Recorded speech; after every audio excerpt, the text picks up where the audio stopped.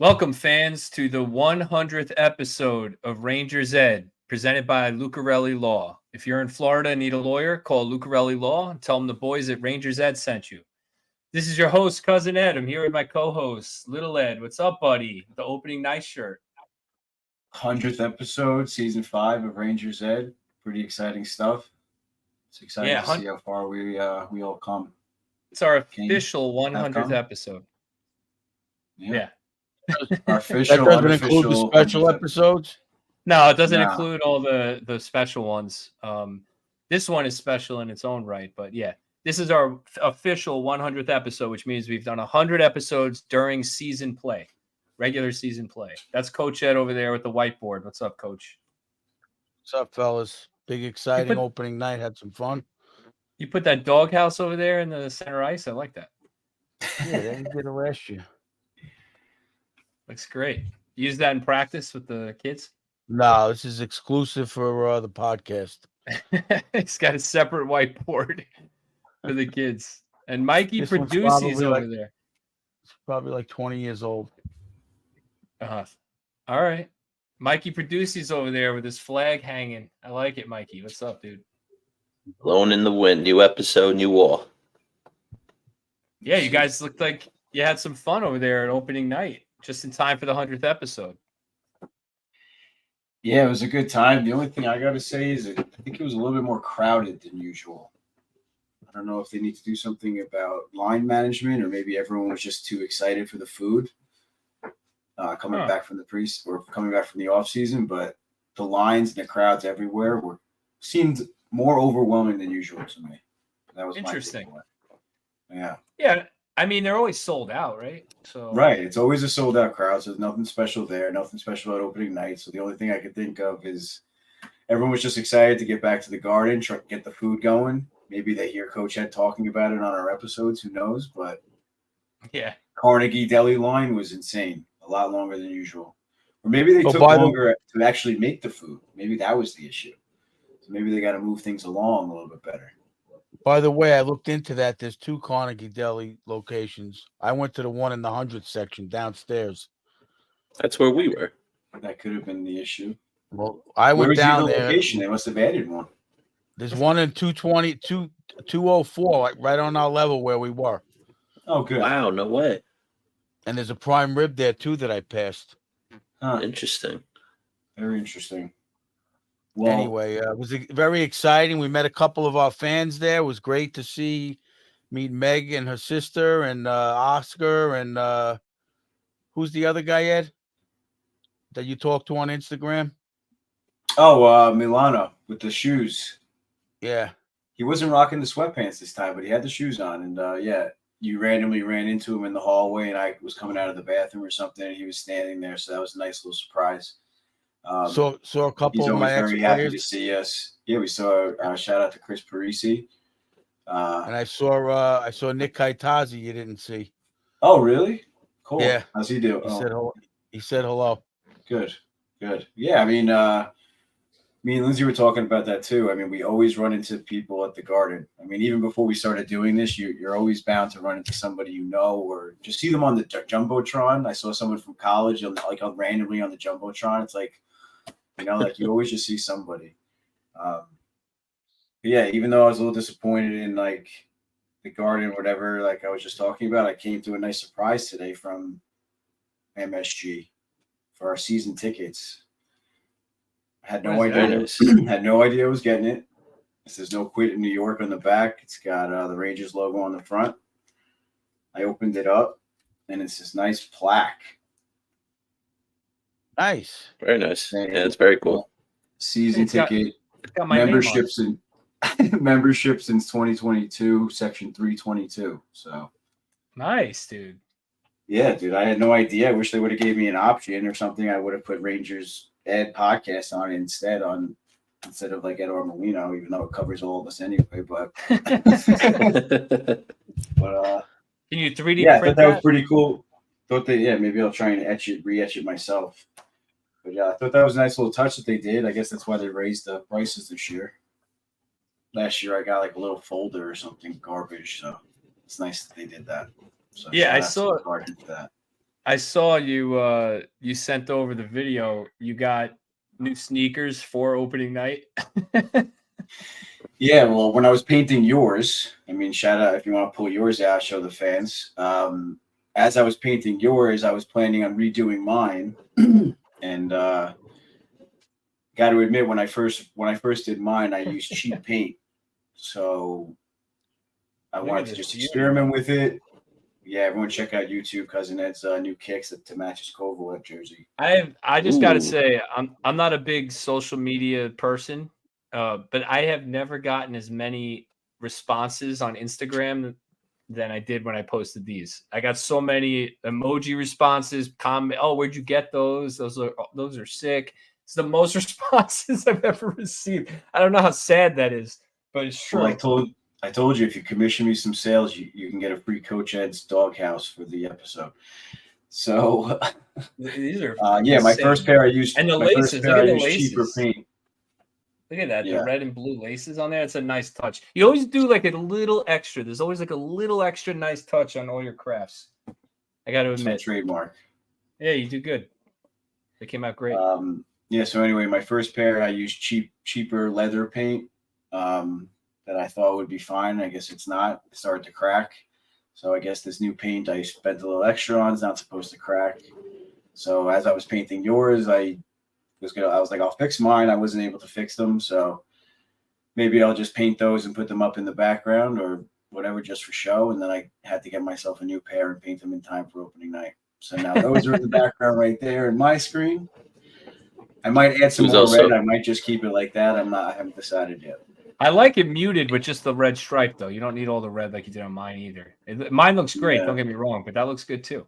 And you Yeah, have there's good a lot of red options. in my old ones too, so I'm not sure. We'll see. I might have to do it on my iPad like I did for yours. Oh, that's a funny story too. So I took a picture on my iPad, and then I'm able to use like the pen I have for work to like draw and like actually like see what they're gonna look like paint the red on them.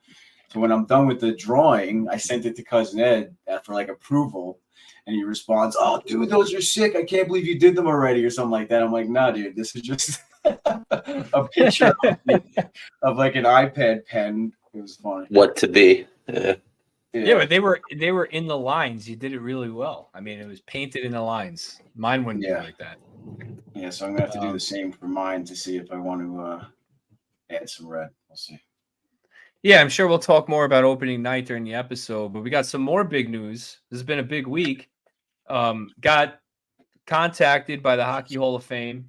We have our tickets to Henrik Lundqvist's induction to the Hockey Hall of Fame next month, November 13th.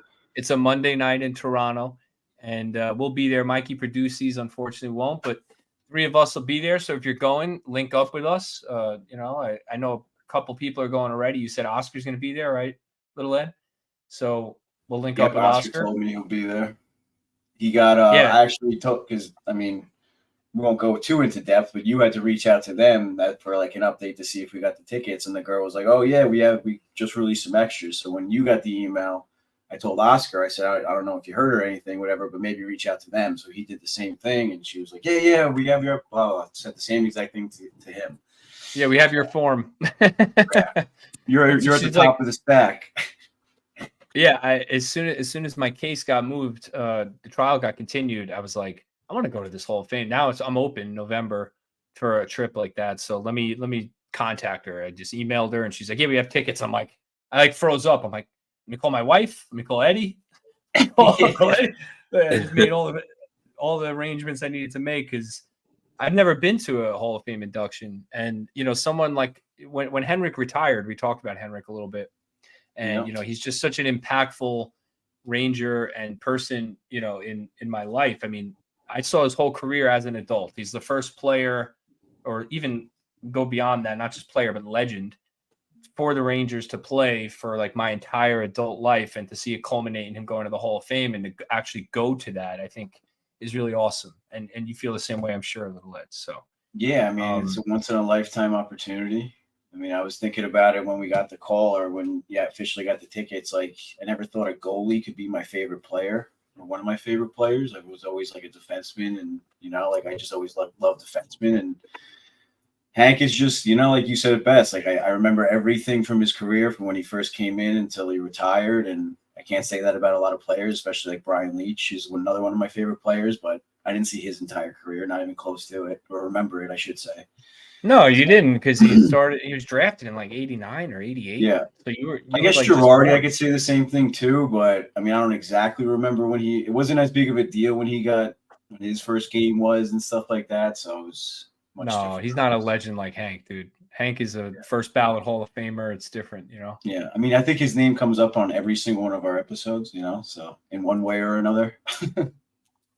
I know I got to take Theo's jersey that Oscar made, get it autographed, frame it, and then get her another jersey. And get her another jersey. Just imagine the pressure the artist has of getting his likeness exact on the plaque. Yeah, his hair. Oh god! I wonder what suit he's gonna wear for his induction. It's gonna be something else. I don't know if they showed you on the TV last night, Ed, but there was a special thing when Hank, a family in New Jersey, I think it was, their house burnt down. Yep. And the kid grabbed his Lundqvist autographed jersey, but it was damaged. And so they had a ceremony there last night. They gave them a $10,000 check, and then Hank came out and signed the jersey for him in person. Yeah. Yep. They just gave him the jersey at first, took some photos, and the guy was like, "Wait a second, you said that jersey was autographed." Mm-hmm. Yeah, Adam Graves presented them the check or whatever, took some pictures, and the announcer, like on the whole guard, it was like, "Wait a second, you said that jersey was autographed." And Hank comes out from the back and takes some pictures and signs the jersey for everyone. He's just a class act, man. Yeah, he is. But all right, we got a lot to cover. So let's jump right into the jersey numbers, sponsored by Oscar's Pro Stitch Hockey. Our buddy Oscar, a huge Rangers fan himself, started his company by stitching his own blue shirts. Once he perfected his craft and started to fall in love with his work, the man started to grow. Oscar stitches every jersey with love and dedication to authenticity, which never disappoints. His talent is hard to find in any store out there. Are you like Cousin Ed? You have a lingering jersey curse that every player he gets a jersey of gets traded or injured and hurts the Rangers team? You want to change things up? You want to take an Eric Lindros jersey and make it a vintage Ken Hodge jersey in the late 70s?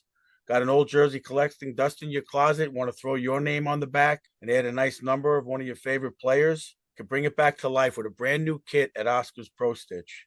So head on over to Oscar's Instagram at Oscars PSH. That's OSCARS PSH to check out the countless tarps he's already done and to place the order for his next one that possibly can post on Instagram and get ready to wear it to the next Ranger game or any event that you have coming up. Tell them the boys from Rangers Ed sent you and receive a special discount at Oscar's Pro Stitch Hockey. Go get them, Rangers.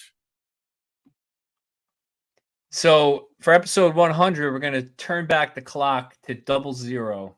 John Davidson, the only Ranger to wear 0. We got something new coming next week when we get to 101, a little different than we did in the past, but a little twist on it. But for now, John Davidson, 00. Coach, you saw JD play. We know JD as an announcer and an executive, but you actually saw him play goalie. So I don't know if you want to talk a little bit about JD. He seemed like a good Ranger, an important player to the organization. Well, I'm pretty sure that was the year that they brought in those jerseys, John Ferguson and as the GM and JD. Everybody took the double numbers, Esposito, Hodge, because they were taken. And I don't know the reasoning why he came with 00, but it's just funny because my father, he always had a pulled groin. JD, he was like him and Ken Dryden were like the only really big goalies like of that size. Then it wasn't like today, and he wasn't obviously an athlete like today, so he was always pulling his groin, and my father used to go crazy. And that was just a magical year when they went to the finals. He was just, everything just clicked. They couldn't get over the edge, but he must have had a ball with all those young guys. Yeah, I mean, I looked it up, and he only played till he was 29 years old. I don't know if injuries ended his career or not.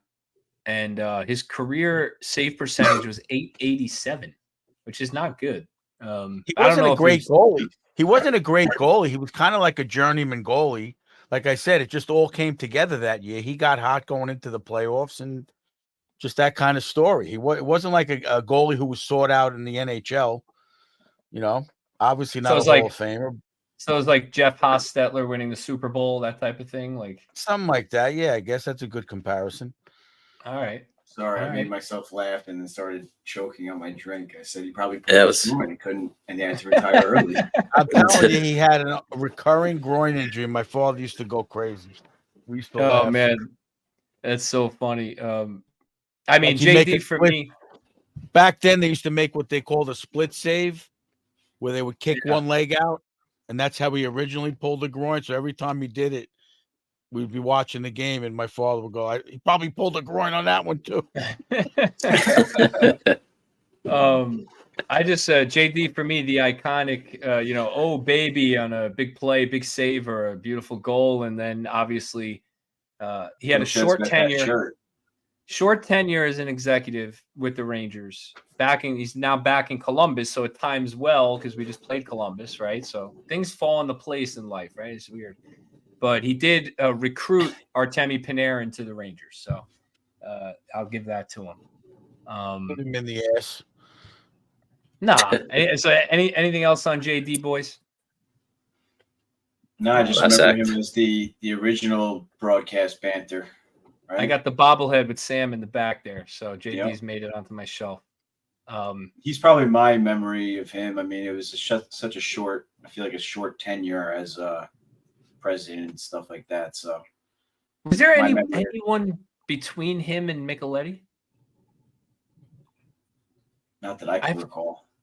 Maybe some think fill-ins so. here and there or whatever. I don't remember. Mikey, can you look that up? Did the Rangers have a color guy between JD and Micheletti? So maybe there's like a history of Rangers color guy. I'm just curious if there was like a permanent one, not like a guy who filled in for a night or something, but like an actual color guy. Esposito did it for a while, but I don't know if that had to be before JD. Yeah, it's I don't probably remember before. Esposito ever doing it. I don't either. But Yeah, so that would be my memory of JD. I obviously don't remember him playing, and I didn't see him play. And like I said, as president, you don't really hear too much about his impact on things. yeah. All right, so let's jump into the games, talk a little hockey. So this is the first episode of the year. So the Rangers sit 2-1-0 in their first 3 games. They started out on the road 2 games at Buffalo, a 5-1 win. Igor Shesterkin and net, Kreider with a power play goal and a shorty. At Columbus, a 5-3 loss. Boone Jenner had a hat trick for Columbus. Shesterkin gave up 5 goals on 21 shots in that one. They went right back to him in the home opener against Arizona. A 2-1 win, a little bit different style than the first 2 games. And the Rangers sit 2-1-0, 4 points, tied for second in the Metro and tied for second in the NHL. It's a little early to be doing that, but that's where they are. So before we even get started, there's no injuries right now, thank God. But let's talk about the injury report, which is going to be sponsored this year by Wellness On Point Acupuncture, Little Ed's favorite acupuncture place. I got to try acupuncture. Yeah, Coach Ed's going now too. It's a great thing. Shout out to Dr. Marcella Esposito. She's been taking care of me and Coach. Me for a long time now, probably not a long time, probably like 3 months.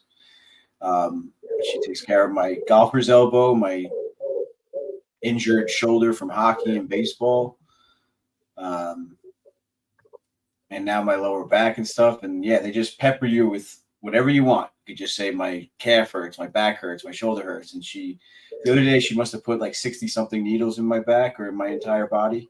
And she said it was the most ever she's ever done. So yeah, no, whatever. I got it definitely. They also do cupping and like different like heat therapies and stuff like that. So they do that. They do everything. So shout out to Wellness On Point for keeping me on the golf course all summer. I got to do it because I do a little bit of yoga, and I do like to get massages to keep my back like stretched out. But I know this guy, he got a massage recently and herniated a disc in his spine, his lumbar, from a massage. So it's like now I'm like nervous to get a massage. So maybe I should switch over to acupuncture and check it out. But I gotta Anyway, give you a point. You guys watch Parks and Recreation? Yeah, I've watched it. Ron Swanson has a quote. He's getting interviewed, and they go, "Is there any history of mental illness in your family?" He goes, "I have an uncle who does yoga." Oh man, Ron Swanson I is was crazy. losing it. Yeah. I got that. Got that Someone have a answer for you, TV on cuz. in the background. Is that me? Someone's got a TV or something on in the background. I could hear I'll tell EA the PA to close the bedroom door. it. Yeah, EA PA, please. Anyway, Turn so off the the reason I brought up Kardashians, please. The answer was Sal Messina and Dave Maloney were the other Sal two. Messina and Maloney That did does ring Green, a bell. Davidson, and Micheletti. I mean, Red Light they Messina, appeared here huh? and there. Yeah, Yeah, I think there really Micheletti wasn't anyone in between. was the official hire, and they kind of probably filled the gap or something like that. Well, Sal call Messina them- and Dave here's my Maloney. second. Dave Maloney obviously is on the radio. Sal Messina was on the radio with Marv Albert for years when I was a kid. Yeah, so this will be my second analogy of the night. I'm on a hot streak here. So they're like the Mike Dunham, right? So Mike Dunham transitioned from Richter to Lundqvist, right? So Sal Messina and then they like did the transition. How do you like that? All right, patting myself on the back there.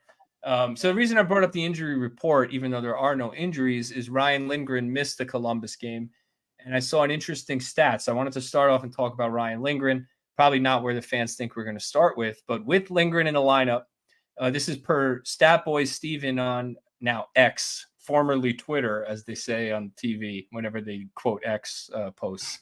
Lindgren officially became an NHL regular on October 29th, 2019. And since then, since he became an official NHL regular, with him in the lineup, the Rangers are 145, 82, and 26. And without him in the lineup, 16, 11, and 3. And those numbers are way worse if you go back even further to when he made his NHL debut. They're under 500 without him in the lineup. But he was up and down with Hartford, so I like that date better. So, I just want to talk about Ryan Lindgren, and Coach, let's go to you. The impact of this guy on the team. I mean, it really is your mantra throughout the 4 or 5 years we've been doing this, where you say it's the intangibles that win, and I think Ryan Lindgren just embodies that. Well, I think listening to the episode where we had the Mikey P and his buddy from Boston on, they wish he was on their team. He's one of those guys, like he's just all around team player, sacrificing his body. We hear the announcers saying it all the time that he'll do anything, block a shot, multiple shots, hits, fight anybody. He just does everything at 100%. He's not no phenomenal skills, but you want him on the back end for sure. Very rarely has a bad game.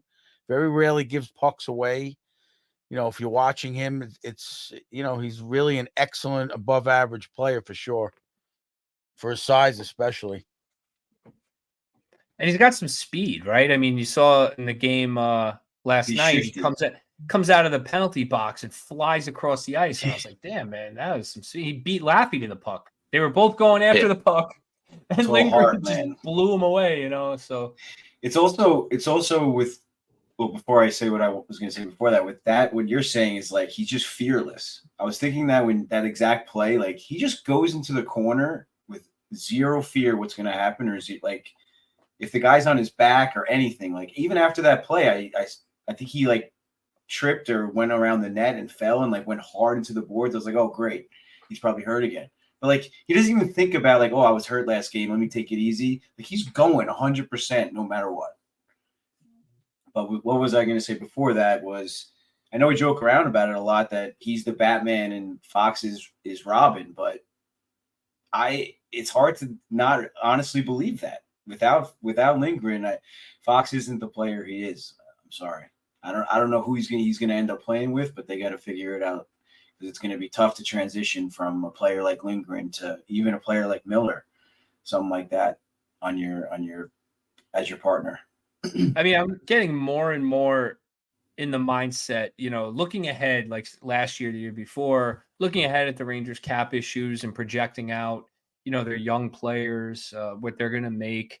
I always consider Lindgren as a possible cap casualty. I mean, I just see him that way because he's a guy who might get overpaid for his production, right? So, analytically, he might not be someone you want to invest in, especially the way he plays on a really long-term deal. Look at what happened with Girardi and Stahl, right? Those kinds of guys, they break down, they play hard, they miss it time with injuries, and then they take up a lot of your cap space.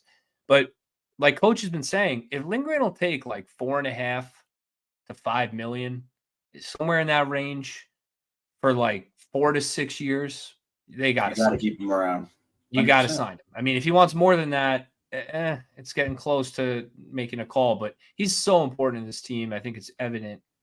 And what's even more evident is when he's out of the lineup, Gustafsson goes from the third pair to the first pair. He did fine. He played admirably. I think he turned the puck over a little too much against Columbus, but he was fine. But Jones I like and the way he Schneider, plays.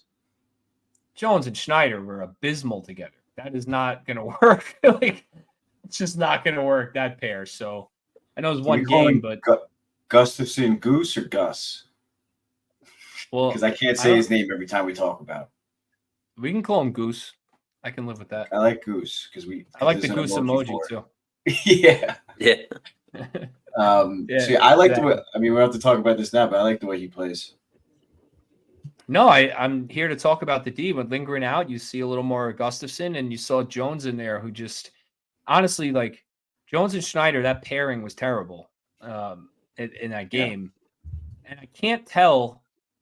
I was reading a lot about Schneider's struggles to start the year, and I'm like, I can't tell if it's Schneider or if it was just because he was paired with Jones, because I don't really notice it when Gustafsson is his partner. And the other two games, I didn't really think Schneider played poorly or anything. So I'm curious what you guys thought. But here we are again, Rangers fans complaining about the third pair. That's our biggest problem right now, right? It's our 5 and 6 D. I mean, I don't think we should be worried about complaining about it. It's definitely something you need for the playoffs, and I think that showed. And Schneider played. I remember talking about it when we wrapped up the playoffs. Like, he played one of the more. He was probably the most consistent defenseman in my opinion. I mean, other than Lindgren, he just gives 100%. But Schneider, in terms of offensive, giving 100%, everything, I think he was the Rangers' most consistent defenseman in the playoffs. And I mean, Lindgren was probably hurt too, but either way. So, I mean, I think that's important. I think they got to find a good partner for Schneider. And as of now, I like Goose. I think I was kind of watching him with and without the puck last night when we were at the game. And I like his skating. I like he stepped up in the neutral zone a lot. He was able to join the play a little bit offensively a lot. So I think in terms of his gameplay, we got to see more of it. Obviously, it's only 3 games, but so far so good in my opinion. Coach, what were you seeing? I mean, I'm giving most guys a pass because obviously this new system they're dealing with. Maybe Jones isn't ready to play it. I didn't really look that closely at the Columbus game to tell, but remember, we always talk about Schneider. I'm not going to say that he had a bad game because he's playing with a lot of different partners throughout the season. Now you're playing with one the first game. You come in now. Jones is more offensive minded. When you see the speed of the game, to make that mental decision in your head and not realize that Gustafsson's not behind you, and now Jones is doing this. That's a tough thing, man. Yeah, so Gustafsson and Jones play similarly. I think they're both offensive defensemen, but but Jones skates different. Jones has a different hockey IQ. I always say he's more like Fox, where he's looking to make certain plays, hold on to the puck a little more, because he has a better mindset and a better skill. The kid skates really well, so it's a different type of player. If he was bigger, he'd be in the lineup. Can't skate, but it's a different type of player. Yeah, I mean, listen, bigger, he'd be in the lineup, no problem. Yeah, I don't disagree with that. I like Jones. I'm saying it's one game, so I'm not trying to overreact, but he looked not ready at all, in that game. He was out of position. Coach, a -2 in that game. He did have 4 shots on goal, so I'll give him that. But, he and Schneider were a -2. and they were actually on the ice for, I think, 3 goals against, because I think there was a power play goal they were on the ice for. But I mean, look, it's early in the year. It's good to get him into a game. Let's use Jones a little bit here and there throughout the year and see if he can make it. And if he's not going to make it here, he's got to be showcased, because it's a waste to have a 20-year-old kid as the 7th defenseman. So you got to get him in and get him some reps, and we'll see. I'm not going to overreact in one game, but yeah, I really like Gus. I like Gus. I just feel he doesn't have a future here. It just doesn't look like he's got a future here with Keandre and the decor they have. Because, like you said, he's not a 6th defenseman. On most other teams, like Eddie said last time, the kid's a 3rd, 4th defenseman on most other teams in the NHL. He's got that skill set. So it's only a matter of time. Right. He needs to go to it's only a matter of time. Team. He goes. I mean, he would have fit right in with Arizona. They're fast. They jump into plays. They're fast. They make quick passes. He'd fit right in on that team. Yeah, or like Anaheim or something like that. Yeah. Somewhere where he can run the power play and be sheltered on D a little bit until he grows into his body a little more. I think would be a good. He needs to hit the Russian gas a little bit. Maybe like 20 to 25 pounds of muscle, and the kid's good to go. Yeah, I mean, look. So speaking of scratches, I thought it interesting. Jimmy Vesey was scratched to open the season, and Tyler Pitlick was on that 4th line with Gaudreau and Bonino. I was curious as to why. I mean, I didn't really, I guess, assess the lineup like a coach would in the preseason, but Vesey scratched, and he was interviewed, and he said all the right things. So his quote after the first game, we're all here to win the Stanley Cup. To do that, it takes a lot of guys. Everyone's going to be called upon this year to go in and play and contribute, and I'm no different. Everyone wants to be in the lineup, and I'm just going to keep working hard in practice. When I get in the lineup, I'll be ready. It's a veteran response from a guy who's, sounded really happy to get his contract extension last year. Made the team on a PTO. Is viewed by many fans as a key contributor. I think he won the key contributor award. People last year wanted him to win the Stephen McDonald Award. Did he win it? I don't think he won it. I think we all voted for him. We were at the game. I forget who won. It wasn't him though. I think it was Lindgren. Yeah, I think Lindgren won 2 awards that night. He won both. Yeah, so I mean, this is a guy who I penciled in possibly even as a 3rd liner on this team, and he scratched the first game. Great attitude.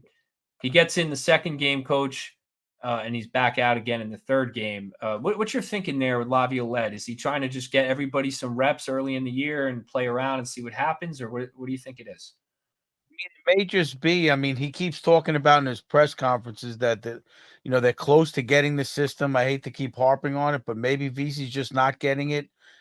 I don't know. I watched Pitlick last night. I'm not saying he's a liability, but I think Vesey gives you a little more offensive threat with his speed and his shot. He did well last year.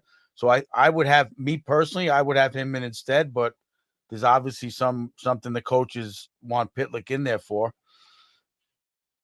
I mean, I didn't see you throw him in any big hits or anything where you're saying he was over physical. Yeah, I mean, Pitlick was good on the forecheck. He's running around, hitting, but I agree. I like Vesey way more. Vesey, he's got like a sneaky offensive ability. He can chip in like 12 to 15 goals, 15, 20 assists as a 4th liner. I mean, that's somebody I want in the lineup, and he's one of the best penalty killers we have. So I don't know. Yep. I mean, if you ask me right now, Vesey or Gaudreau, who do you want in the lineup?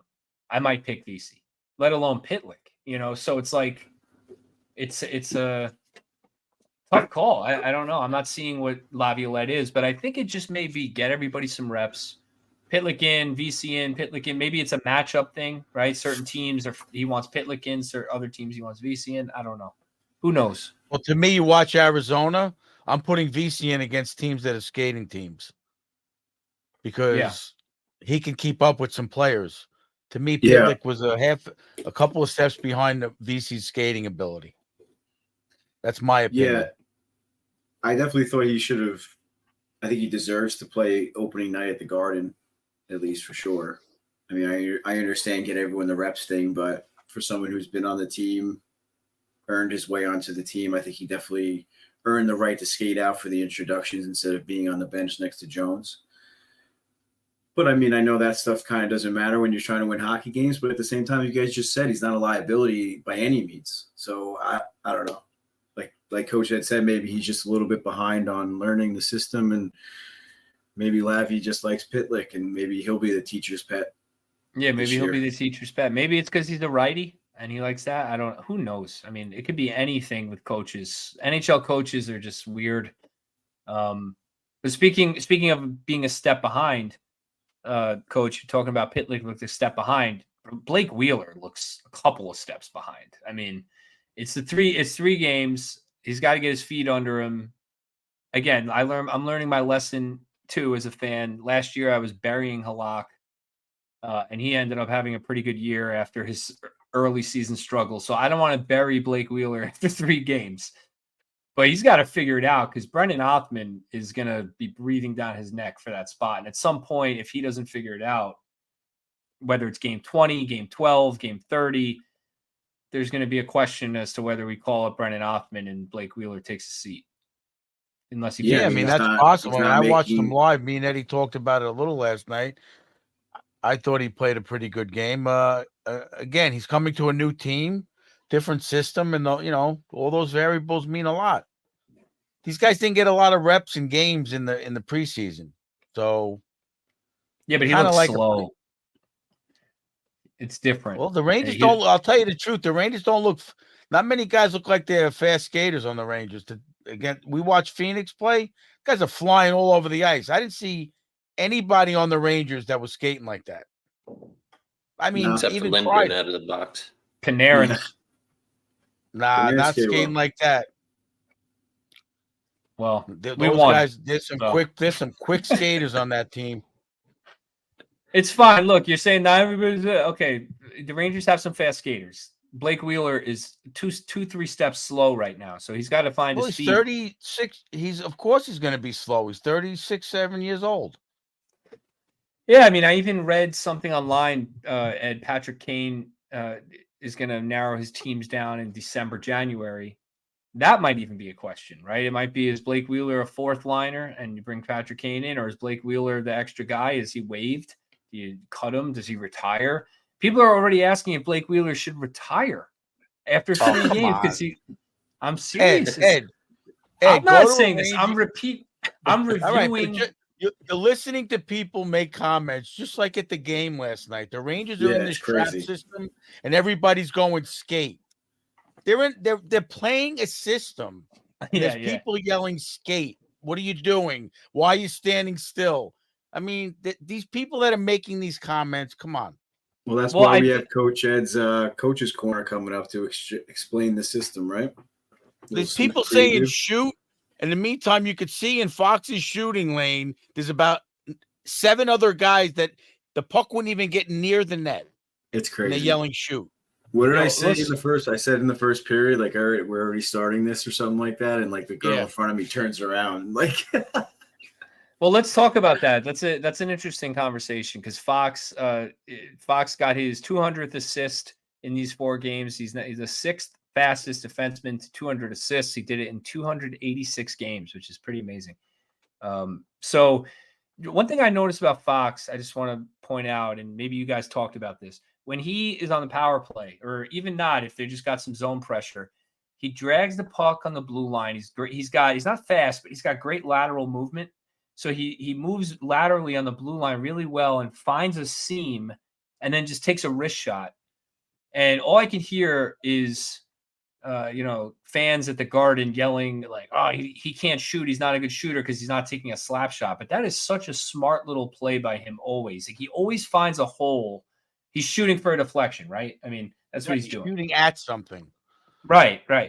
And he's just so good at that. I mean, just the way he gets pucks through on that quick little wrist shot and moves laterally on the blue line. That's why he's got 200 assists. It's really incredible. He did it on the Kreider goal, I think, on the power play. Yeah, in the first game. Yeah. So anyway, you just made me think of that when you're saying fans are yelling shoot. I just he doesn't have a booming shot. If you watch Panarin's goal last night when they showed the replay, I turned to Eddie. There was Trocheck got that. there was 6 guys in front of the net. There's Yeah. no way. They showed you the angle from Panarin shooting, and the bodies were just staggered, stacked in front of the goalie. So the odds of that really going in, I think Panarin did kind of shoot it at Trocheck or that open area, and Trocheck happened to get the stick on it. But if you look at that angle from Panarin's point of view, what they're looking at, it's insane. The bodies are so big and all over the place. That's why you see them passing and they're going east to west and they're trying to open up an area to get a shooting lane. It's But probably people so are hard to watching get them. shots. They're just like, shoot. Oh my God. I know. Give him a second. Give him a second. He's looking for a lane. And then inevitably, but there are times where it becomes too much. There are times. Oh, I get it. But they're NHL players and on the power play, they're usually the highly skilled guys. They're always trying to make that perfect play. That's their mind. They're always trying to. That's their nature. But finally, one time the guy yells shoot, and the guy shot it, hits the shin guard, and goes out of the zone. I'm like, yeah, there you go. Yeah. Yeah. Well, I noticed it like on the Arizona 5-on-3. They needed to shoot more. Like that's a time on a 5-on-3. Like you got to quickly find a lane. It's a 5-on-3. They took like 30 seconds passing it on the top of the key, like passing it back, passing it to Arizona. I mean, and I was like, they showed on NHL the other day. It's great for us. On NHL the other day, Rupper, they analyzed the Pittsburgh power play in the preseason. They showed 2 goals where 4 Penguins touched the puck, did not even hold it. They one-timed each pass. It was like that tic-tac-toe drill, Ed, that we do, and it was banging in the net. It wasn't even a thought, like holding it, and no time for the penalty kill to get set. It was just bang, bang, bang in the net. It was, So sometimes, they do slow it down a little too much, but yeah, I think so. But somebody who is not afraid to shoot is Chris Kreider, who starts the year with 4 goals in the first 3 games. He's already got a power play goal, a shorthanded goal, and an even strength goal. So he's all across the board. Kreider is breaking records every night.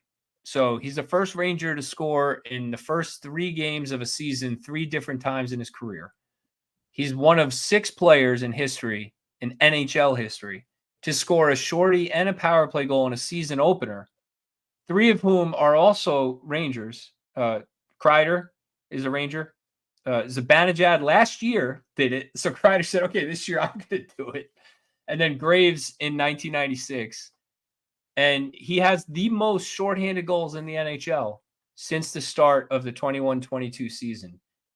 I mean, this guy, like, that's when he started killing penalties. He never killed penalties before. When they signed him to this contract, he was a 25 goal scorer, inconsistent player, didn't reach his full potential.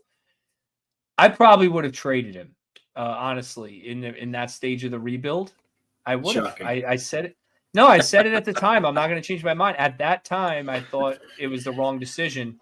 But man, has he become a hell of a player. Like, I don't even know what to say. Like, the guy, he's up there on lists. When you look at lists that he's on, power play goals since this, shorties, with players who are super game-winning goals too, I think. Yeah, Austin Matthews, he's up there. Jason Robertson, all these superstar players, but he's not considered a superstar.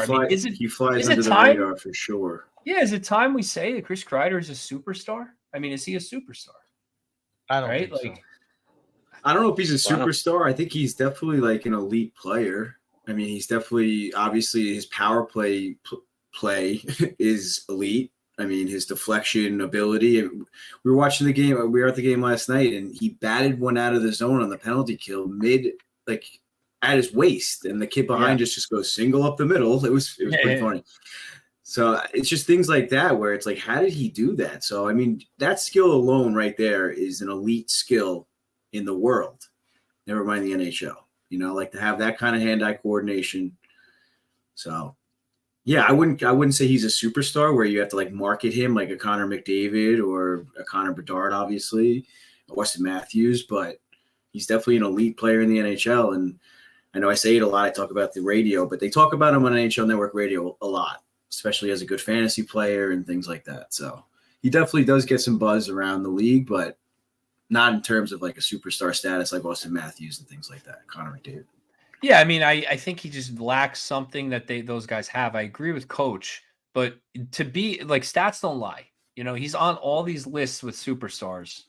At least as a goal scorer, he has become an elite goal scorer. I mean, 50 goals, 35 goals. He's already got 4.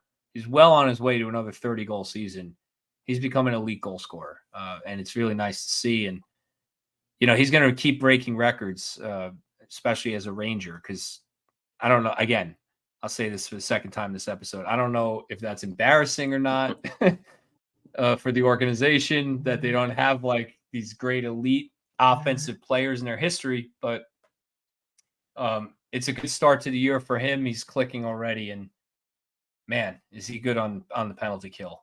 He's really become a good PKer. So, and even that 2-on-1 he had last night with Zibanejad, it was just like it looks like they've done that a million times. Like it was Zibanejad is so good. He knew how to slow up at the right time to not go off sides. He knew where to be for the pass. Like he didn't even like focus on the defenseman trying to break up the play. He just knew Zippy was going to put it right on his tape. It was just they have a chemistry where we always say that they should break him up and drop him. That you just can't. You can't. You know, you keep teeing me up for the next topic, Ed. I don't know if you're doing it on purpose, but the Rangers. You mentioned offsides. Okay, against Columbus. The Rangers score early, 50 seconds into the game. Eric Gustafsson gets his first of the year, a pass off a skate that deflects into the net. It's a good start to the game. Next thing you know, it's 2-0. Filipino with a snipe, right? Nope, comes back offsides on the review. Okay, it happens. Then Zibanejad scores. Nope, no goal. Take that one away. 2 disallowed goals for the Rangers on offsides in the first period. And then Columbus had a goal disallowed, but not really. Okay, so I see this online. They're like, oh, Columbus had one disallowed too. No, they didn't.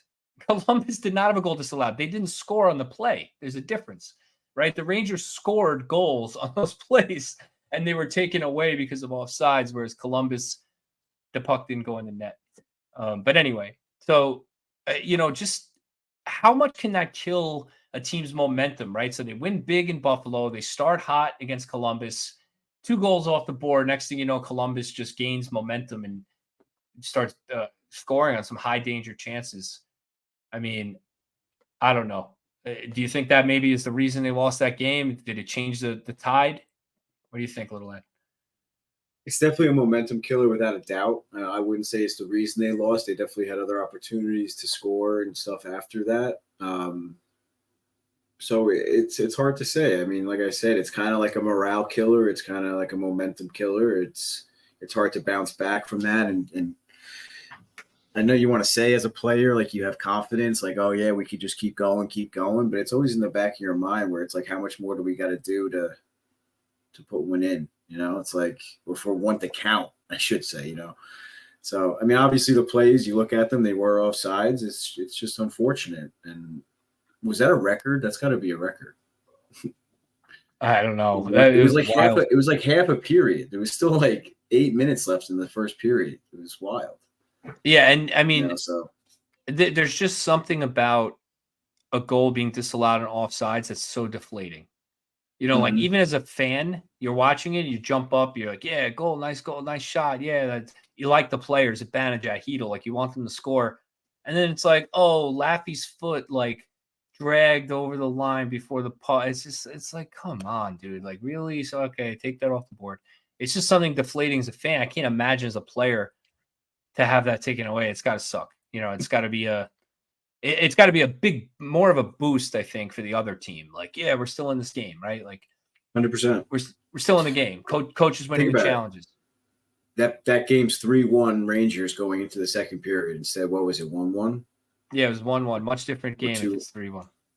Right. Much different game. I mean, the Rangers are in control. You saw what they were able to do last night, up 2-1, shutting down Arizona. And we'll talk about it, obviously, with the trap and the defensive play. And even Trouba's comments, he said that it's a huge boost on the team's confidence when you're able to win a game 2-1. and not have to continue to score goals. And, so if they're up 3-1, they're able to shut down and play a completely different game and win that game. No problem. Hopefully.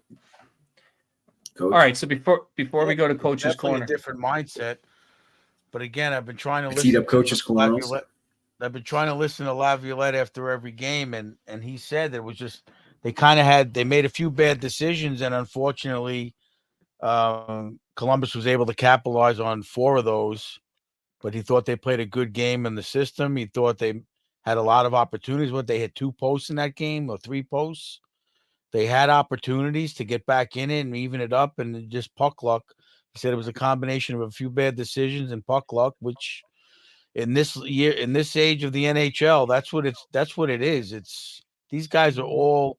I mean, to me, there's I'm going to say 20 to 30 highly skilled players in the NHL, and the rest are all kind of on an even keel where it's a matter of mental mistakes, and that changes game situations because they all are very highly skilled.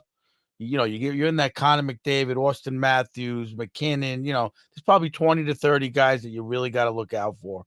But other than that, these guys are all on the same level, and it's just a matter of who makes a right decision, who doesn't miss the puck on a pass going into the net. There's all that little stuff. Yeah. Yeah. So we're going to talk about the system in a minute when we do the Coach's Corner. But before we do that, I got to mention Alexis Lafreniere. He's obviously going to be talked about a lot this year. This is a big season for him. Little Ed, he opens the season with the first goal of the year for the Rangers. Mikey Produces lies and says that he was going to pick Laffy when the question came in too late. But Laffy with that big goal, being in the right place, right time. And then, give me an assessment of what you think since then, right? Because there's fans that are, oh, no points since then. It's like all they care about is the points with this kid. So it's just tough without, him producing points every game. It's like fans won't be happy. So what's your assessment of Laffy so far in these 3 games? Yes, me, right? Yes, sir. Yeah, the first goal was a huge weight off of my back. So I can't even imagine how it felt for him, So I didn't have a problem with his gameplay in either games. The only thing I could say, last night I tried to keep an eye on him a little bit more, and I think he should definitely shoot. I think he looked for a cross-ice pass a few times in the offensive zone instead of just getting the puck on net. I mean, I know he's supposed to be a playmaker, but I think he's just gripping the stick a little bit too much or a little too hard. And that falls on us as fans and the media too. I mean, you can't put this amount of pressure on him and expect him to perform. I mean, not at this point. I mean, you obviously look at Connor Bedard. I mean, that's a whole nother subject where the NHL media and everything is all over this kid, ESPN, TNT, you name it. But he's on another level. I mean, it's like we've been saying it for a while where the fans just have to accept the fact that we don't have necessarily a generational talent at this point, and you just got to let him kind of grow at his own pace, I think. And part of that is just giving him a little bit of time. 3 games into the season, being up on the first or the second line, it's not enough time. Plain and simple. And we also talked about it earlier, or last episode, or maybe the episode before that. This is his 4th coach as a player in the NHL, right? 3rd or 4th coach. Kakko's 4th, his 3rd. Yeah, it's 3rd. Yeah. So I mean, that's a big variable. Yeah, and you look at a player like Jack Hughes, where he comes in, he has Lindy Ruff. He's probably a big part of why Lindy Ruff got the extension because he feels comfortable with him as coach, and it's just a completely different animal. So I think the media and the fans, we have to stop comparing the situations, and hopefully he could snap out of it because he's a good player. He has the skill set, right? So he just has to put it together, and like I said, just maybe not grip the stick as tight. And just let his instincts take over, I guess you could say. Yeah, I think he's playing pretty well. I think his first game was excellent. And then since then, he's been just like a guy out there. I still want to see more one-on-one moves. I see a couple here and there, but he's just got to take the puck to the net a little more. I think he's playing okay. And playing with Panarin, if he just leaves him with Panarin, just leave him there, the points will come. The points are going to come. He'll get his game right. He'll learn how to play with Panarin, and he'll start putting points up. So I'm pretty confident in Laffy's start. I think I'm happy with it. Much better than his preseason. So we'll see where it goes. Coach, any thoughts on Laffy? You guys hit the nail on the head. You got to be patient. You got to give him a 10, 15 game spread where see what he does with Panarin for 10 to 15 games. He's been getting a little power play time. I don't have a problem with the way he plays. I don't really see it. I haven't had a problem with him. I mean, Kakko's got no goals, so are they going to get on Kakko too? Does Hedl have a goal? He got one disallowed. He's got no goals. The Rangers don't have many goals in the first 3 games. So how many could, Oh, they got 9 goals. They got 9 goals in 3 games, and Kakko and Hedl have an assist, and that's it. And Laffy has a goal, and that's it. So I think the fans, again, are they want these kids to produce. They're in top 6 roles now. They need to put points on the board. It's been years since they were drafted at this point. When is it going to happen? But again, it's 3 games. I like what I'm seeing from them. Kakko is, to me, struggling the most of the 3 of them. But he's learning how to play with Mika and Kreider. Can you imagine third wheeling with Mika and Kreider? Imagine just going to dinner with Mika and Kreider, and it's you, Mika, and Kreider. You'd probably be sitting there afraid to talk, So give him a second. He made a great play on the Kreider goal. He stole the puck at the blue line, made the defensive play, chipped it up to Mika, and then Mika went down to him or Kreider and scored. Little things like that, I think, will earn their trust as the year progresses. That this is a good line mate for us. He's getting it, and they'll start involving him more. It'll be good. They just got to let them gel. And again, they didn't play together in the preseason many games. They have no game experience together. It's going to take a few games to get the nuances that where their team, where their line mates are, and the whole deal. Yeah. So Little Ed, we got a video question from a fan, huh? Well, are we doing that, or I thought you said we were going to Coach's Corner first. Well, let's do that first because I saw the video and I'm anxious to get it out there because it was really cute. So let's get it out there. Let's do it. So our first ever mailbag video submission, and fans, moving forward, if you have any direct questions that you want to ask us, just shoot me a message on Instagram or email us, whatever you feel comfortable doing, and we'll certainly answer it on air. And if you want to send us a video, even better. I think that'd be funny and a cool thing moving forward.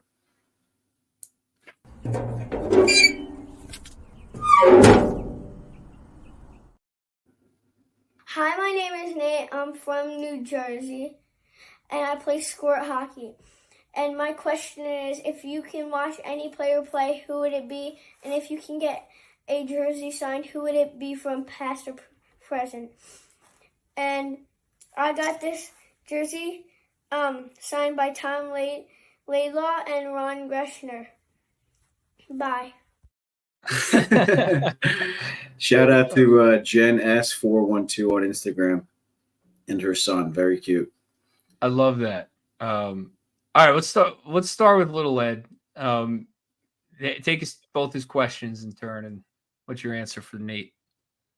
I think I'm gonna have to say the same one, or same player for both answers. What's one player you'd like to see play? I would love to see Henrik Lundqvist play one more game in net. I think that was kind of taken from us. So I'd love to see him play one more game in net. Live would be great. If anything on TV would be fine. And Henrik Lundqvist also. My jersey from Oscar is sitting in my closet just waiting to go to the Hall of Fame and get signed by the King. Yeah. God. I mean, for me, I think the answer, I'm going to give 2 different answers because I feel I don't want to do the same as you. But if I could see one player playing today's NHL, I would pick Wayne Gretzky. Because Gretzky retired when I was 13, so I did see him play, but I missed all the 80s and the amazing, Gretzky years. Imagine Gretzky in today's NHL, the way the game is opened up. I'd be curious to see how, he did. And then for an autograph jersey, I would pick this one. Alexei Kovalev, right? Because I just love this jersey so much. Shout out to Oscar. I'm wearing it the second week in a row during the pod. So I'd like to get Kovalev's ink on this jersey. But Coach, what about you? Tough question. That's a good question by the kid. I mean, I love the fact that he's got a couple of old school Rangers on the signature. Talk about not ever seeing them play, right? Those are two really early '80s guys. I wish I would have kind of paid more attention to seeing the gag line with Gilbert playing more. I was a little kid then. I like to see Gilbert play, see what kind of skill he had at that time. You see videos, but it's not the same. But I'd go with my guy, Phil Esposito. I'd love to sit down with him and talk with him in person and have his autograph. I have his autograph, but I'd love to have it on my jersey and get it Mikey. signed. I was gonna make a joke and say Eric Rico Ricard, but one person I'd like to see in today's NHL would probably be Brian Leach. I didn't really get to see too much of Leach playing in the NHL, so I think he would be a good person to watch. And as far as getting an autograph, I would have to go with the captain, Mark Messier. I would love a jersey signed by Mark. Yeah, it's a good one too. I That's like that. a great So thanks. choice. Brian Leach in the NHL today. Could you imagine him skating without the clutching and grabbing? He'd win a Don't Norris forget, every he year. played with the clutching and grabbing era, the neutral zone trap era, and he It's got those. crazy. He put up numbers. Yeah, he was something else, Leachy. So thank you, Nate, for the fan question. And fans, if you want to submit a video question like that, we'll be happy to take them in turn and bring them onto the episode. Thanks, Nate. Thanks for listening. All right, let's move And into also Coach Ed, what he brought up before about the kid who lost his jersey in the fire. It was this kid's friend. Oh, really? Oh, the wow. way that I commented on Jen's post, and I said, or her post says, "What an opening game! Let's go Rangers!" Nate was so excited for the win, but I think he was more excited to see his best bud meet Henrik Lundqvist on the jumbotron. He was screaming, "That's my friend Joey!" So I commented, "Incredible experience. I wish Joey was my friend." And then that's how this whole thing came along. So shout out to Jen and her son Nate, and thank you for our first video submission. Hopefully we get a few more. Yeah, thank you. All right, let's move into Coach's Corner with Coach Ed, sponsored by Bella Italia Marble. All right, boys, bring it in. What's up, fellas? I don't think you can officially appreciate the television version of this, but by watching it in person, I grew more of an understanding of it. So basically, it's kind of what me and Eddie brought into our coaching with the penalty kill, where you're luring the defenseman on the breakout to make a certain pass, and then you're trapping that guy in the neutral zone and working it up ice. So what happens is we're going to say Arizona is the purple color with the puck. The Rangers bring one man up passively forechecking, and they leave 3 across the red line and then 1D back. What they're trying to do is force this Arizona guy to make this pass to a player up the wall.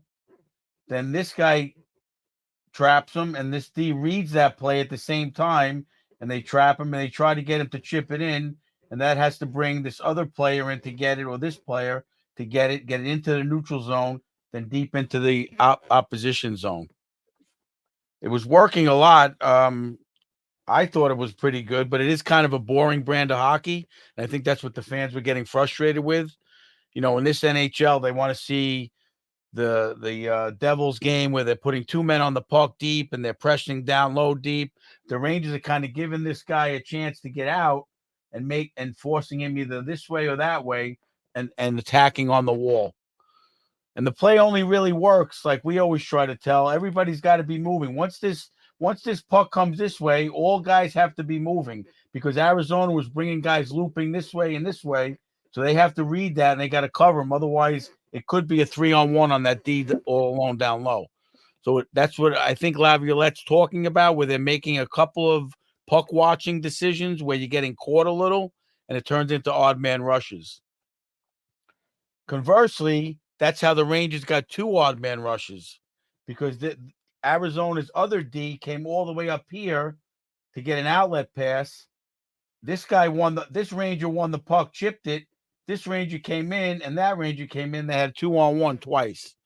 So it could go either way on the quick decision making. That's what I noticed. I mean, I'm going to watch more closely again when I go to more games. I'm going to try to see on TV, but they don't give you that overhead view. When you're at a game, you're sitting up high, you see the overhead view. You get to see what's going on a little more, and that's what I got out of it. So, like I said, I didn't really focus on it on TV during the Columbus game, but I know there was a couple of I saw 2-on-1s. They got a goal on one of them, Columbus. I don't know if it was because of a bad decision, but I did notice the Rangers were able to capitalize on a couple of odd man rushes from it. Now, do you think that system was implemented by Laviolette because of the lack of speed the team has? Do you think that is like an efficient way to defend?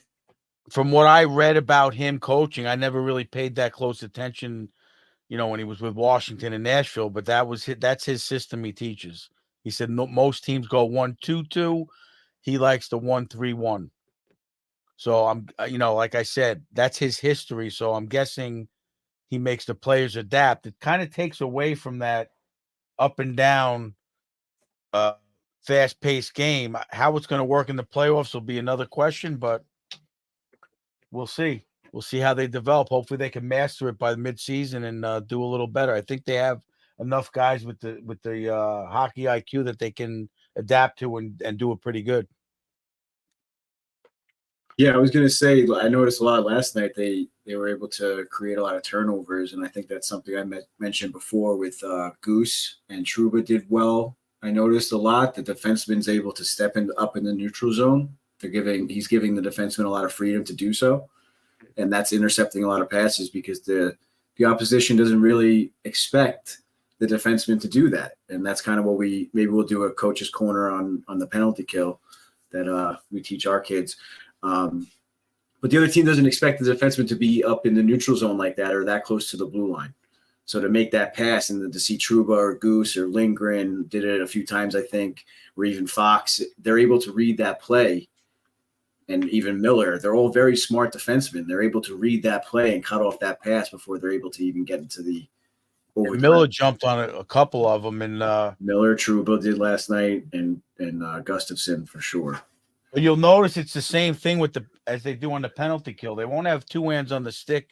They'll have one hand on the stick blocking passing lanes because they have to check. Even if this team gets this pass through, they still want to deflect it up into the air and give this D a chance to retrieve it if they do get it past. But they're not going to have – Arizona's not going to put – or the opposing team's not going to put 2 or 3 guys behind this line. Because then if the puck is intercepted, then it's a 3-on-1, 3-on-2. Coach, remember, there's people listening in their cars. So when you say this line or this D, they may not know. Oh, the red line. About. Sorry about that. Yeah. I'm just everyone should go check out it on YouTube also. Yeah, generally the Rangers when you get home from work. They'll have three players along the red line, one down by their blue line, and one inside the offensive zone. So the other team's not going to chance getting 3 guys past the red line without the puck because if the Rangers do intercept, we have an odd man rush going the other way. So they have to be a little cautious also. How do you beat a 1-3-1? They beat it a couple of times. They got in. I mean, if you have a good stick handle and they can make a play inside between the blue line and red line, and the guy could beat one guy, but that's where the mental side comes in where you have to get that before the guy gets momentum and get him early because once he makes one move on you, then it's a 2-on-1. So it's all contingent on the players making that quick decision and quick read. You have to make quick reads. That's the whole point. And I heard him say that in his press conference as well. They have to make the right reads on where the puck can go, where it is, where it can go, and judge it accordingly. And they're going to watch film on the other team also. You have to know who you're out there against. There's a lot of variables, I think the best way to break it and the best way to break our penalty kill trap is to gain the red line and dump it in. And I think what this trap does is prevents them from being able to gain the red line. Otherwise, it's going to be an icing. Right. Yeah, it stands them up at the red line. It moves the blue line up to the red line is really what it does. Yep. Yeah, because then if you're able to dump the puck in, if you're able to dump the puck in, that last defenseman is almost acting like a free safety in the NFL and football. So, check out the new overlay up there. Looks good. So it's up to him to be able to get back and get that puck on a dump in, and that's one of the hardest plays a defenseman can make, in my It opinion. also helps having Igor back there who can handle the puck well. Right, and shout out to our Stony Brook goalie. He's been doing that very well, Gene. He's been jumping out and stopping that dump in for our defenseman to get back, and that's a very underrated play for a goalie to do that. So fans, keep an eye on that. If it helps out the defenseman a lot to be able to do that and come back for a puck sitting still, as opposed to one fumbling around the corner with somebody coming on your back at 100 miles an hour. Yeah, for sure. All right, so that was Coach's Corner with the 131 Trap. Fans, if you have any questions on the 131 Trap, submit them to our Instagram. We'll get them to Coach Ed, even though he doesn't have one, and we'll get it answered for you. It's going to be interesting to see, and even if you played the game, reviewing it on a board like that, it's a little nostalgic for me, but also it's helpful because I didn't even notice like the wingers coming back to cover and things like that. You don't really notice that on TV. Hard on TV, believe me. Yeah, like Coach said, you get the overhead view. But all right, let's move into one last question, Coach. Do you think that was creating? Remember, the Coyotes were kind of standing still in their defensive zone a little bit too. Remember when the puck carrier was coming out to like the high slot and he kind of just stood there and everyone in the crowd was like, "Oh, come on with this again," or something like that? Do you think he just didn't have any options? No, they were waiting for a line change when that was happening. I feel like it was happening a lot. Yeah, well, they might have wanted to get certain matchups out against that trap.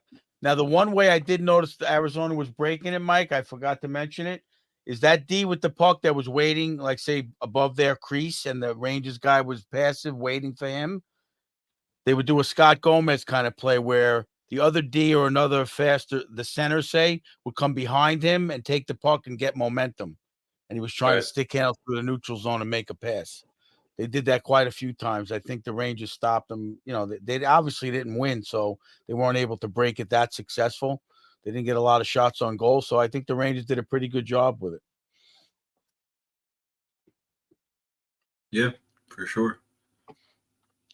Yeah, so all right, let's move into the broadcast banter, sponsored by Sorrento's Italian Specialties. Be like Sam Rosen and be ready to consume the pizza.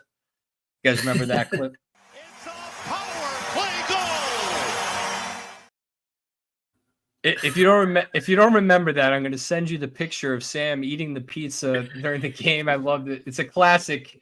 He said, "I'm ready to consume the pizza." Was that last year or 2 years ago? Was it like a special sponsor or something, like Papa John's was sponsoring the game or something? Yeah, it was like years ago though. But the if you just Google Sam Rosen pizza, you guys will see it. It's a classic. We love Sam. Congrats to Sam, his 40th year broadcasting. I mean, geez, he's been broadcasting longer than I've been alive. So kudos to him. He's a legend, and Hall of Famer. Nothing else to say about that. But all right, let's get into the banter. Who wants to start? Because I got a couple. So who wants to start? Well, I was at one of the games and I was away for the weekend, so I wasn't watching the game on volume, so I'll let you guys take this one away. All right. So I'll start because I'm antsy. Back-to-back games, Columbus and Arizona. We had Johnny Gaudreau, no relation to Barclay Goodrow. Actually, it's Gaudreau and Gaudreau. It's just like, okay. And then in the Arizona game, which you guys were at, Will Cooley and picked up by Logan Cooley, no relation. Love it. I love the I knew that one was coming. I knew that one was coming. I said it. So the Gaudreau, no relation, and then the Will Cooley, Logan Cooley, no relation. Classic Sam. I love those. Are just classic Sams. Yeah. I had the banter last night going on with Sam not watching because Sam's baseball teams that didn't make the playoffs, the Yankees. So Micheletti goes, "You still even watching baseball?" Yeah, he's like, "Yeah, I'm watching the Rangers. The Rangers won last night. Maybe it's a good omen. The Rangers are winning tonight." Like, yeah, I was dying. Yeah, he's like, "Your team's been out since May." He was chirping Sam about the Yankees. That was good. But yeah, so let's just leave it at that.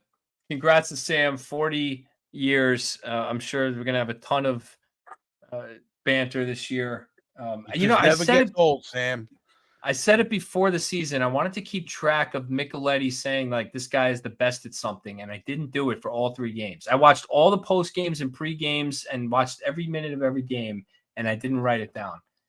So we got to do it moving forward. So we got to do it as a team. Like, come on, I need help. Micheletti's going to say like this guy best shot in the league or something, and we got to track that. That's good banter. But anyway, all right, let's get into our stars of the week.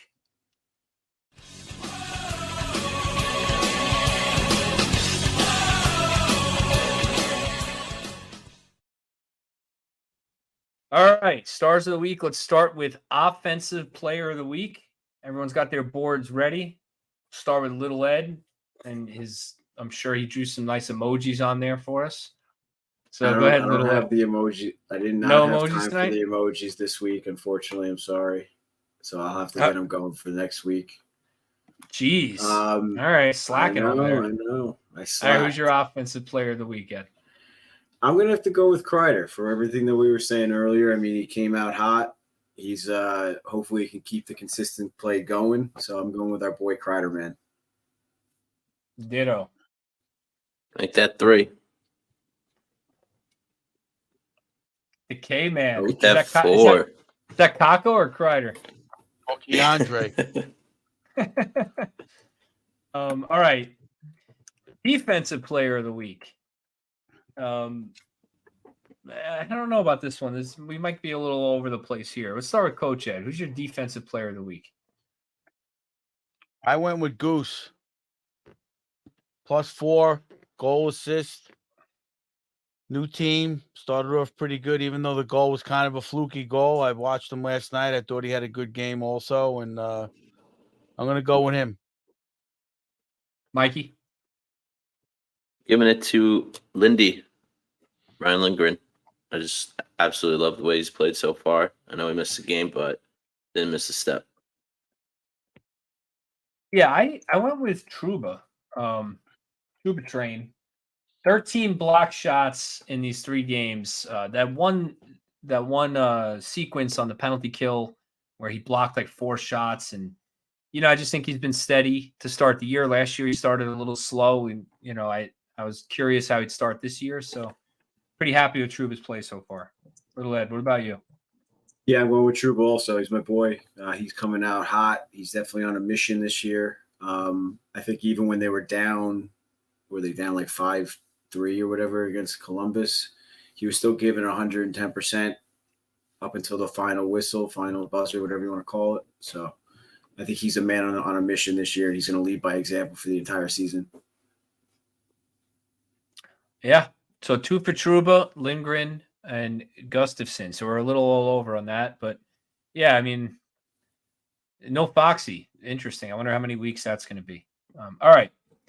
Next, so the outline is out of order with the board. So we're going to go in order of the board before Coach gets mad. So we're going to go to the Jesper Fast Key Contributor Award. So Jesper Fast Key Contributor Award. Coach, start us off. I'm going with Troche on this. I just feel that he's been in the first 3 games I've been watching his face-off, his fight in the face-off circle. He'll like cut the guy's leg off to win a face-off. He'll do anything, and I just think he took a third line role in his face-off ability, and he didn't complain. He's doing his job, and I think he's one of the key guys on the team. Yeah, Trocheck definitely deserves it. I went with your defensive player of the week, Gustafsson, as the key contributor. I thought he stepped up to play with Fox when Lindgren was out. It's not always easy to do, and he showed that if we get some injuries, that he can step up in the lineup there. So that's impressive to me, and gave it to him. What about you, Mike? Who'd you take? Giving it to the bread man, Artemi Panarin. 4 points through this 3-game stretch. No glaring giveaways. Playing with the kids. I was going to say he has to play with Hedel. Yeah. Little Ed, who'd you take? I went with Trocheck too for the face-off recognition. I've been saying it for years, pretty much my adult hockey career, that face-offs are very important. I think they're a very underrated stat or not talked about enough, where the casual fan doesn't realize how important they are, I should say. So I think, what was that stat that you sent us the other day? Sorry, I should have had it ready. But for the first time since like 2009 or something, the Rangers are over 60% in faceoffs. I want to say it was something like that. So yeah, I think that's a huge thing for a hockey game, and it flies under the radar for the casual fan. I wonder if that had something to do with Michael Pecker as coach, because he was Definitely. he was an excellent face-off guy. Yeah, I think we talked about that when he got hired in the offseason. He was going to be an influence in that department for sure. And it also face-offs. I mean, it takes a village. I mean, it takes the whole the whole team on the ice to win a face-off. I mean, I explained it to Lindsay, and she thought it was very interesting. And a casual fan probably doesn't know it either. To win a face-off, it's the first team to touch the puck, other than the center. So even if you win it behind you, if the winger gets in first and touches the puck, it's technically a loss. So for say Kreider to hold up the wing for the right amount of time, or for our wing to get there first, or the defenseman to get there first, or whatever the case may be, it takes the entire team. So just a little tidbit. I like that. All right, let's move to our highlight play of the week. I'll start this one. I went with the Kako chip out of the boards, Zibby to Kreider. Beautiful goal. Yep. Love that play. What about you, Coach? Same play. Yeah. Cried. Love it. I went with the Trouba saving goal play. Oh yeah, that was a great play. Floating around the internet. Yep, Mikey's got the same thing. It was floating around the internet saying that it was the save of the year, and it wasn't even a goalie. It's only the third game of the season or whatever, second game of the season. So I thought that was funny, and yeah, it was as close as it was going to get. They showed the replay about 100 times, and it was as close as it could have gotten, I think. Yeah, it was crazy. It might have actually went in, to be honest with you. It was very close, but it was a hell of an effort by Trouba. So Mikey went with the same one, and yeah, that's 2 for the Zibby to Kreider play and 2 for the Trouba saving the goal. All right. Now the award everyone's been waiting for. Coach Ed's Copyright Doghouse Award, sponsored by Suitors Sweet Treats.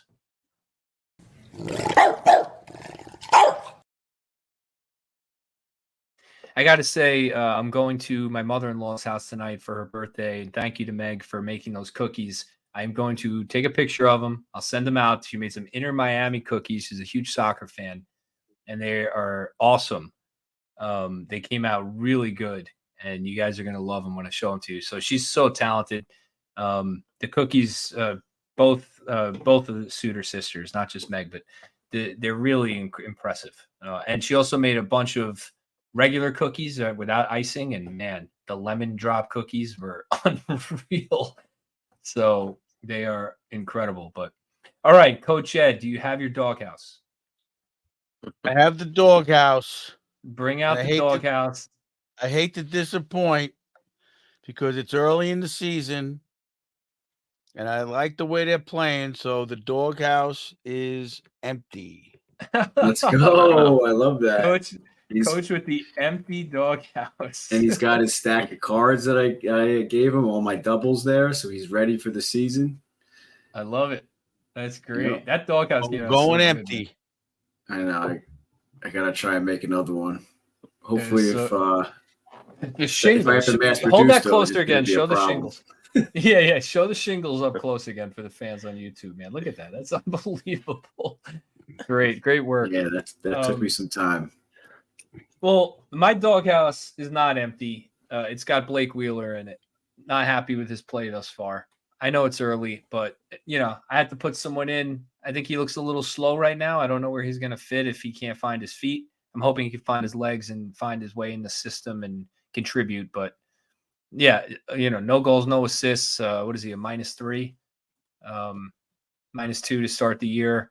only 1 hit, no blocks, no takeaways. Not a great start for Wheeler, but we'll see. It's 3 games in. I'm sure he'll be out quick. Little Ed, who you got? I don't disagree with that one. I was going to add him in the last second just now, but I'm going to stick with my leaving it empty. I think it's too early to be hard on anybody, but I don't disagree. I was expecting more from Wheeler for sure, but it's a new city. I mean, he's not used to playing in New York City compared to Winnipeg. I mean, I know Winnipeg's a hockey city, but it's got to be different. Adjusting to a new city, a new team, a new coach, obviously, like we keep harping on. So I'll just leave it empty for now. Mikey. Well, I'm not following suit. I'm putting Hedel in the doghouse. I just don't know what it is. I just don't. These last 3 games, he didn't look good to me at all. Out of all the kids, I know you said Kako didn't look good for you. For me, it was Hedel. I saw a couple of giveaways last night. I think he's a -1. He just has 1 assist, but I just don't know what it is right now. I don't He does disagree. He does have a very nice shot. When that goal went in, that was a very nice goal, even though it was offsides. But No, I don't disagree. I think Micheletti was talking about it last night that Hedel's having a hard time coming back from whatever injury he had in the preseason. He hasn't really played with Panarin at all in the preseason. He's finding his way. So maybe that's what it is. But yeah, he hasn't played well. I don't disagree. So for me to not disagree that, on Hedel. Yeah, By the way, like Meg sent me some pictures of Hedel after the game. He was signing autographs for the fans. So hopefully she got me one. And, imagine. Yeah, Mike turns to me and like halfway through the 3rd period, he was playing absolutely horrible. Horrible. I love it. All right, so 2 empties, Wheeler and Hedel in the doghouse to start the year. So let's see where that ends up. We'll see who's out and who's in next week. That's been Coach Ed's doghouse. All right, let's break here for the Rangers Ed 150 and send it over to Mikey P. Newfoundland. Trivia. It's time to throw it over to Mikey P with your Rangers Ed 150, the fastest 150 seconds in the National Hockey Podcast. Ladies and gentlemen, welcome back to the Rangers Ed 150. We are back for another kick at the proverbial can with the 23-24 season off and running. Season officially kicked off 1 week ago on October 10th, and Vegas raised their first Stanley Cup banner to the rafters, and we have already had some fantastic action. Out west in the Pacific Division, Vegas and Vancouver have come out the gate flying. Vegas is 3-0 with wins against the Sharks, Avs, and Kings, and the Canucks took back-to-backs against their division rival Edmonton Oilers. Pacific's going to be a tough division to hang in this season with Vegas, LA, Edmonton, and Seattle all fighting for those top spots. San Jose is going to be terrible, and Anaheim only slightly a bit better than the Sharks. And then you have Calgary that's sort of sitting on the outside. Jury's still out on how they're performed now that Suter's gone, but it's very likely they'll be a bubble team with potential to be a major spoiler this season. In the Central Division, Colorado and Dallas have looked fantastic out the gate. The Avs are 2-0, and Dallas has only played 1 game. But off the rip, it seems like these 2 teams are light years ahead of the rest of this division. Winnipeg pumped a bit of air back in their tires, locking up Scheifele and Hellebuck long term, but they're still a bit porous defensively, so they are going to have to tighten things up if they really want to contend this year. Connor Bedard has also got at least a point in each of his games for the Blackhawks, but much like the Jets, the Blackhawks are quite porous on the defensive end. So as other teams start to find their offensive rhythm, it's likely that the Blackhawks are going to struggle a bit. Minnesota and Nashville look like they're going to be bubble teams as well, so we're going to have to see how they shake out as the year moves forward. Back east in the Atlantic Division, this division is a mess. Boston is coming off their historic season, but they lost their 1 and 2 centers. So right now it's Pavel Zacha and Charlie Coyle in the number 1 and 2 spots. Ottawa's lineup looks like all that young talent is finally coming to fruition. If they can stay solid between the pipes, they might be the first new team out of the Atlantic to make the playoffs in some time. Toronto is an offensive wagon again, but their management keeps making the same mistakes, and they refuse to chase defensemen, and instead they go after the Tyler Bertuzzis and the Max Domis of the world. So until Toronto can really shore themselves up defensively, it's really tough to say how they're going to be.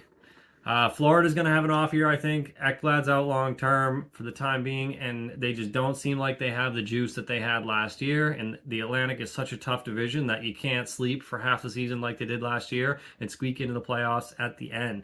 Tampa also looks like they could be a bit underwhelming this year. They invested so much in those cup runs that they are just lacking in draft picks and talent and depth and everything. So it seems like with Vasi out long term to start the year, this could be the year that we finally start to see them slide.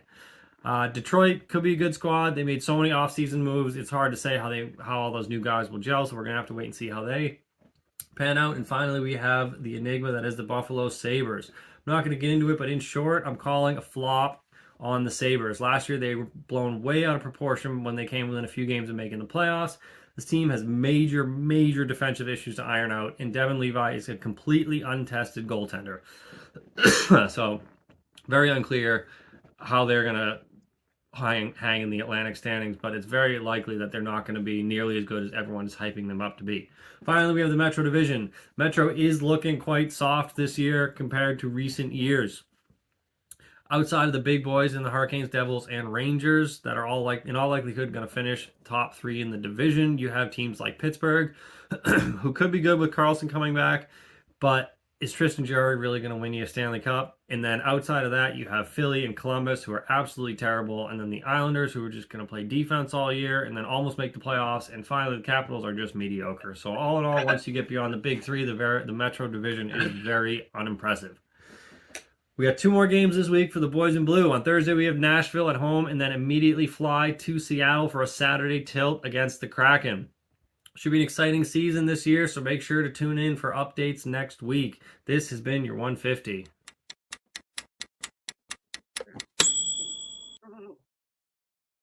Mikey P coming back hot. North North of the wall. You know, I want to say before we do the trivia, this West Coast road trip early in the year, I think it'll be good for the team, right? It'll be good bonding, and hopefully they really buy into the system on this trip. I'm curious to see how they play. So get it out of the way early and bond, and we'll see how it goes. That's what I was going to say. I think it's good timing. I agree. All right, Mikey, hit us with your trivia. Let's do it. Before we start, I just need everyone to close the spreadsheet with the stats, just so we definitely have no cheating going on. You knew I had it open. All right. It is closed. All right. He just took a mental picture of it before he closed it. I'm looking for 2 names. You got to get both names to get the point, okay? What 2 players lead the team in hits so far this season?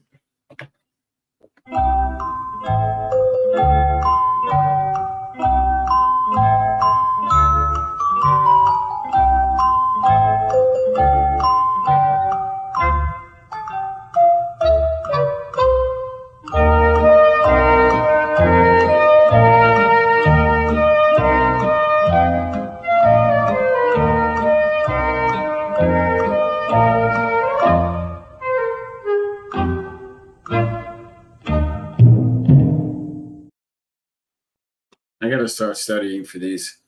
I got one of them for sure, but I couldn't. I made the sheet too, and I couldn't remember. I know. I was going to say, how did Cousin Ed Oh, we not got remember? I'm surprised. Cousin Ed's got Cooley and Trocheck. Coach Ed's got Trouba and Lindgren. Little Ed, Pitlick and Trouba. So nobody gets the point. Wow. It was Cousin Ed was Cooley and close. Cooley leads the team with 8 hits. Goodrow is second with 6. All right, there we go. Wow. Look at that. All right, so no wanna- points to start the year. Can we find out what the stat is for a hit? What constitutes a hit? You know, I was thinking about this too. These giveaways, hits, and blocks. Like I saw Lindgren had like 2 blocks, and I was like, he had like 12 blocks. I don't know. I who's know. Keeping this I don't know. Lindgren but, throws I mean, a hit every shift. Lindgren hits somebody every shift. I know. Maybe His we body can, is in the corner every shift. Boys, I gotta run. message- I gotta go celebrate my mother-in-law's birthday. So I'll let you guys wrap it up. But I'll look into that, Coach, because I'm very curious too how that works. Let's message But, that kid that you always send us, Stat Boy Steven. Maybe he can come on for an interview. Yeah, that's a good point. I'll message him. Yeah, I follow him real All closely. right, He's get going so Fio's not upset with us All right, boys. Yes. Later. later. Have fun. That's it. All right, It's a very fellas. good 100th episode. I like it. Yeah, good first episode. I think we introduced a few, I guess, new segments. Kept the classics, and I love the video Hey. question with the little kid. I thought that was cool. yeah, I thought of Yeah, that on that's the awesome. spot earlier when she commented. She replied. She's like, "If you ever need a 9-year-old guest for your podcast, let us know." So I don't know if a Nice. guest spot would be appropriate, but I think a video submission is good. So maybe we'll come up with something else, or maybe he'll just keep submitting some more questions for us. We'll see. So Absolutely. yeah, good stuff, guys. Good stuff. Maybe we could send him the autograph picture. That's There a you good go. idea. We'll send him something as a thank you, or an autograph envelope. So, all right, guys. All right, fellas. Have a good night. Good start You to the too. season for us. Good start to the season for the boys, and let's go Rangers. Let's go Rangers. Let's go Oh, wait. Rangers. Real quick, fans. New, I guess, schedule for this season. We're gonna be releasing the episodes every Tuesday morning. Right, Mikey? Is that correct? Absolutely. So yeah, we're gonna try and record every Monday night, and record and release Tuesday morning, so we don't miss any action. I mean, it's a bad habit for us at the Range. Something always happens between we record and when we release the episode. So we're gonna try to avoid that for you guys. Put a little extra work on Mikey, unfortunately, but we'll get the stuff released, and yeah, we'll Keep be it as up to date as possible. Absolutely. Obviously, this every Tuesday episode- morning, fans. Yeah, except for this one. This one will be Yep. released Wednesday. Starting Yes, except for now. this one. Starting next week. All right, fans. All Love right, you boys. guys. Great Love you job guys. as Good night. always. Have a good night. Love you guys.